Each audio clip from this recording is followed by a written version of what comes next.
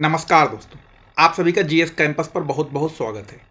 दोस्तों, आज से यानी 8 जनवरी से आपको रोजाना करंट अफेयर्स की क्लास यहाँ पर मिलेगी। ये क्लास रिकॉर्डेड रहेगी और डेली का करंट अफेयर्स आपको डेली के जितने भी इंपॉर्टेंट क्वेश्चन हैं वो आपको यहाँ पर कराएंगे, जो कि आपके यूपी पीसीएस 2022 समीक्षा अधिकारी mains exam, UP triple SC द्वारा आयोजित कराई जाने वाली परीक्षाएं, खासतौर से लेखपाल और रेलवे के द्वारा जो ग्रुप डी का एग्जाम है, इनके लिए बहुत ज़्यादा इंपॉर्टेंट होने वाली है। आपको इसका पीडीएफ भी देंगे विद एक्सप्लेनेशन, तो आप इसे जीएस कैंपस टेलीग्राम चैनल को ज्वाइन कर लीजिए, वहां पर आपको मिलेगी। तो चलिए शुरू करते हैं आज का पहला सवाल।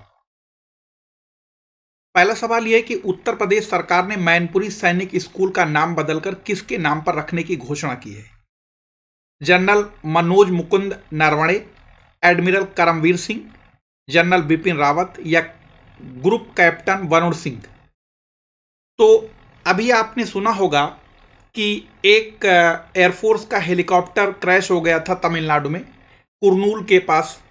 तो वहां पर जो भारत के पहले सीडीएस बिपिन रावत साहब, इनकी वहीं पर उसी हेलीकॉप्टर क्रैश में बिपिन रावत साहब शहीद हो गए थे। तो इन्हीं के नाम पर मैनपुरी के सैनिक स्कूल का नाम रखा गया है। अब आप जैसे कि देख पा रहे होंगे, सीएम योगी ने एक बार फिर बड़ा फैसला लेते हुए मैनपुरी सैनिक स्कूल का नाम बदलने का निर्णय लिया है।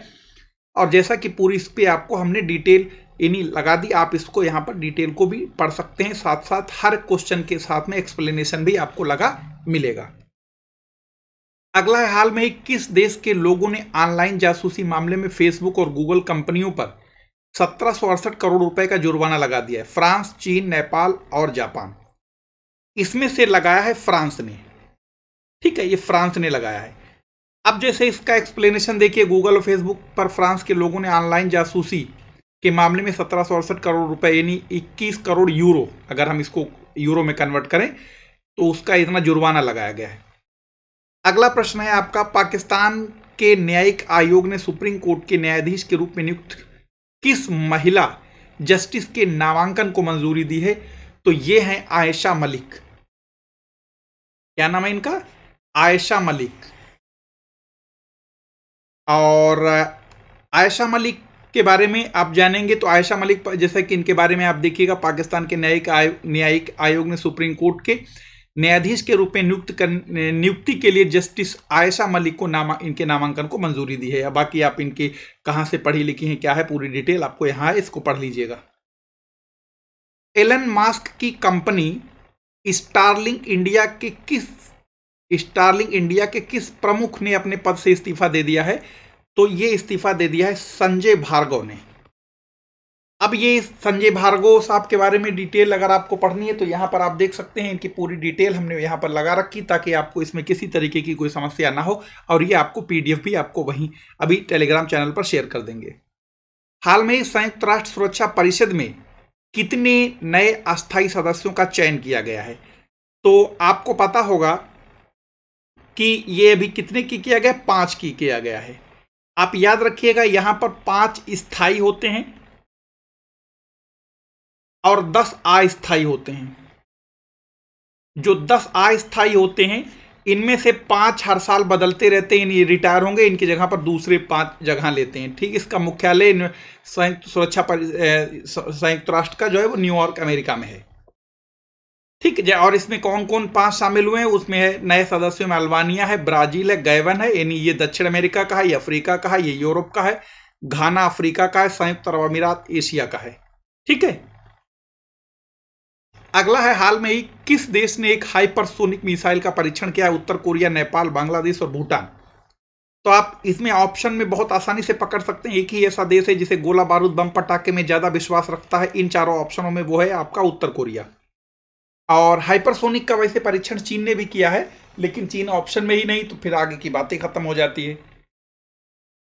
कब किया है, इसकी पूरी डिटेल आपको यहां पर दिया गया है, उसकी स्पीड क्या होगी और उसकी कैपेसिटी क्या होगी, सब कुछ यहां पर बताया गया है इसमें। किस राज्य सरकार ने हाल में ही मंगलुरु में राज्य का पहला एलएनजी टर्मिनल स्थापित करने हेतु सिंगापुर की स्थित एलएनजी एनर्जी अलायंस कंपनी के साथ एक समझौते ज्ञापन पर हस्ताक्षर किए हैं?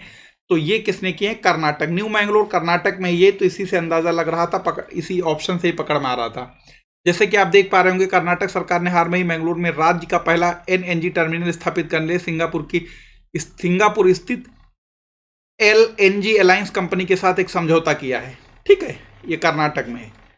अगला प्रश्न 8वां है, केंद्रीय मंत्रिमंडल जितेंद्र सिंह ने किस शहर में भारत का पहले ओपन रॉक संग्रहालय का उद्घाटन किया है?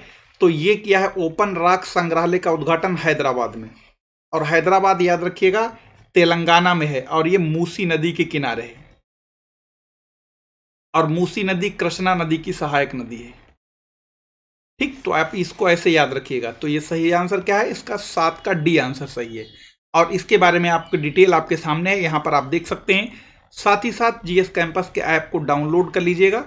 इस ऐप पर आपको बहुत सारे पीडीएफ, बहुत सारे नोट्स मिलेंगे और इस पर आपको कंप्लीट हिस्ट्री का विद एमसीक्यू भी आपको एक कोर्स क्रिएट किया गया, जो कि मात्र आपको 101 रुपए में मिलेगा, जिसमें आपको हड़प्पा से लेकर और आज़ादी तक पूरा इतिहास टॉपिक के साथ साथ बाद में उसके एमसीक्यू भी, यानी पहले थ्योरी उसके बाद फिर 50 एमसीक्यू भी उसी पर मिलेंगे। और ये कंप्लीट मानचित्र की जो क्लास है वो आपको इंडिया और वर्ल्ड दोनों की है, जो कि 205 रुपये में मात्र मिलेगी। इतने में तो एटलस भी नहीं आता है, वीडियो के रूप में ये मिलेगी। और बहुत सारे कोर्सेज पर मौजूद हैं, इसे डाउनलोड कर लीजिएगा। मिलेंगे फिर किसी नए वीडियो में। धन्यवाद।